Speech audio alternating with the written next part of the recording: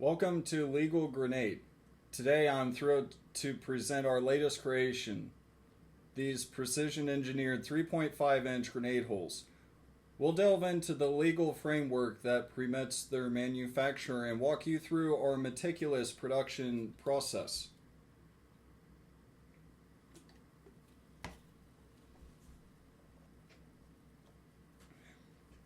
First and foremost, let's address the legality. These are inert grenade holes devoid of any explosive materials, fuses, or primers, classifying them as non-destructive devices under the National Firearms Act. To ensure full compliance, I obtained a fragmentation manufacturer's license from the Ammunitions, Explosives, and Ordnance Association, AZAO. This certification authorizes the production of such items within stringent regulatory standards. To whom it may concern. Oh.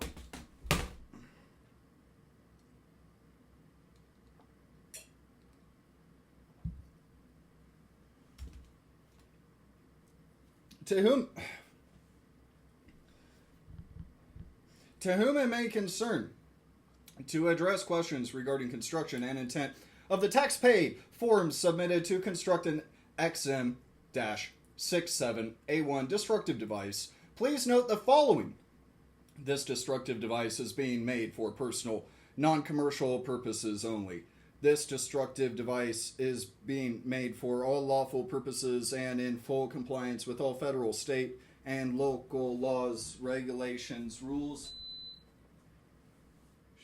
customs, and courtesies known to the maker. The XM67A1 is an explosive destructive device utilizing a binary filler. The XM67A1 will be stored in its unloaded condition until immediately prior to its use. This filler does not require a federal explosives license to buy or possess. Further, this filler does not require an explosives magazine for storage unless mixed. This filler will not be mixed until immediately prior to use, and as such will not require an FEL to store or transport in its unloaded condition. The XM67A1 is a known and previously approved design. This design, having been built before, is shown in a representative photograph in attachment 1.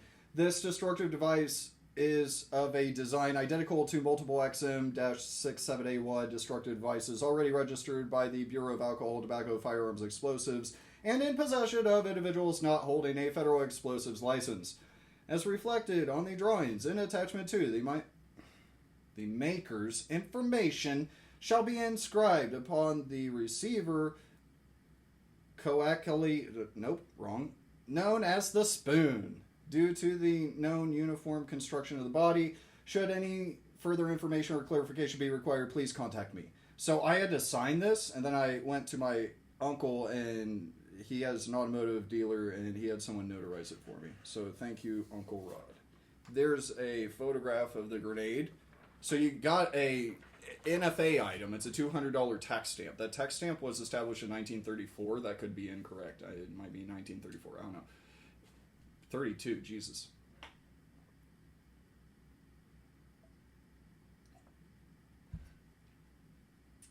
So people were robbing banks because banks were getting away with robbing people, ironically. Junk currency. It's not backed by gold. It's backed by a belief. And the whole intent of the NFA was to essentially overburden people who want to have a force multiplier. So the equivalent of a $200 today tax stamp in 1932 or 1934 would be like a $20,000 tax stamp.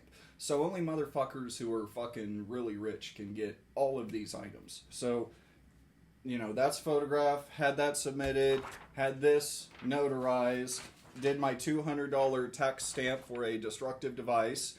After 45 days, I had my senator email the Bureau of Alcohol, Tobacco, Firearms, Explosives to expedite the process because I needed my fucking grenade. Here's more information that I submitted showing you exactly what it is that I am able to construct and possess. The cool thing is, if you look here, it's the spoon. The spoon is the metal part. The only component here that is metal is going to be the spoon, so that's the only engravable part. So that allows me to reconstruct as many fucking grenades as I feel like, in whatever configuration I want. A grenade is a throwable item that can cause harm. What the fuck is that? That should be evaluated. So here's talking about the fuse, and I don't know, I haven't got that far in detonating my actual destructive device. I should show that to you.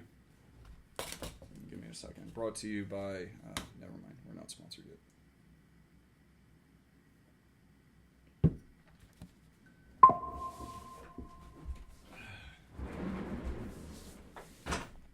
So my grenade is right here, and Christ, I need my chair. So I'm not going to show you my serial number because you could try to replicate this, but obviously I have a spoon. This is a grenade hole. So the whole thing that Legal Grenades is trying to attempt is selling the grenade hole, because this thing looks cool, right? You know, I 3D printed this. This is out of PLA-CF. I'll get back to the script here in a second. I believe this is a nylon hole. I'm not 100% sure.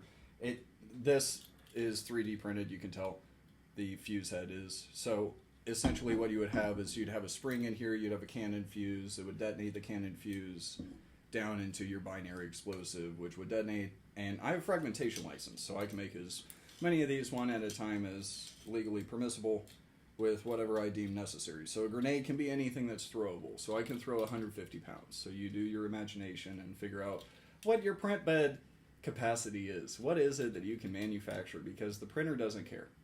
Printer, you just type in, make it 200% in XYZ, and it'll make you an 8 times as large grenade. So,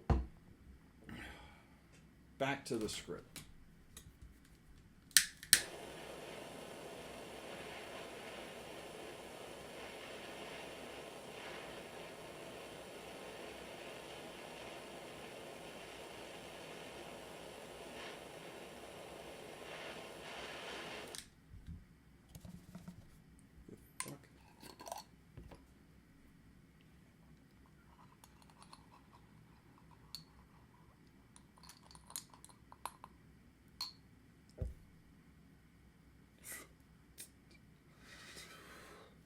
First and foremost, inert holes.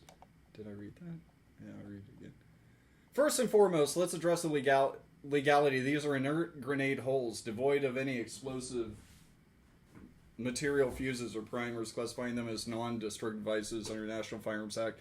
To ensure full compliance, I obtained a... Shit, I read that already. Okay. Sorry. Part 2. Advanced Materials and Design. Our grenade holes are fabricated using PLA-CF filament, a composite of polylactic acid infused with carbon fibers. This material offers superior rigidity and dimensional stability essential for components requiring high precision. The carbon fiber reinforcements minimizes warping and ensures that each hole adheres to exact specifications. Part 3? Oh. And so this is a print bed, and it's like 250 mm by 250 mm. So you can see here's 4 grenades. And like whenever it prints it out, it's going to have your support structure, because I like support structure. So you got to drill in there. We got to get it in there, and we got to get a filament out, and I use screwdriver. Screwdriver works real good. You know, you can also use, like, tweezers, you know, forceps at work. I like a little drill. The drill will be cool. Just, you know, get that filament out of there. Because when you print them, you got a little bit of extra work to do. So I don't think I want to print 4, because as you can see, it doesn't know how to do it correctly with the skirt. So what we want to do is 3, so the skirt doesn't go outside of the print area. But yeah, these 4 grenades, PLA, sell them for $5 below demonstrator models. But if you want nylon, which is essentially as durable as aluminum, then you are good to go. You know, it's designed for fragmentation purposes.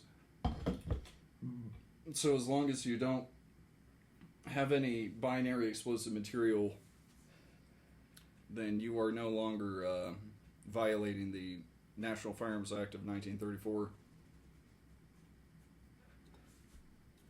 Part 3, the additive manufacturing process. We employ fuse deposition modeling technology via our K1C 3D printer. The setup allows the simultaneous production of 4 grenade holes thanks to its high-speed print head and multi-zone heated bed. Each hole is built layer by layer at 0.08 millimeters, ensuring consistency, wall thickness, and structural integrity throughout the build. Part 5.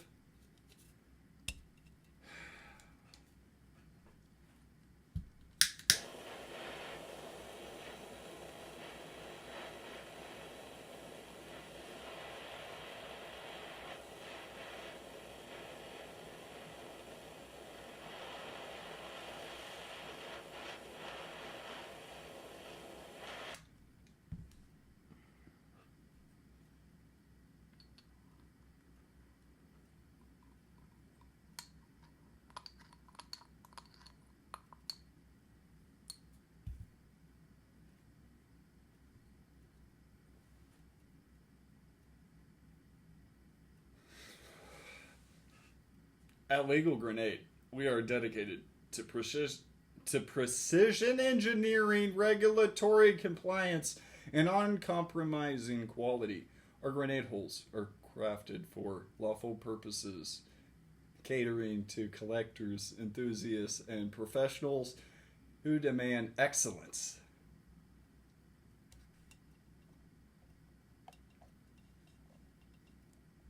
Closing remarks. Thank you for joining us on this journey through the legal and technical aspects of our grenade hole production.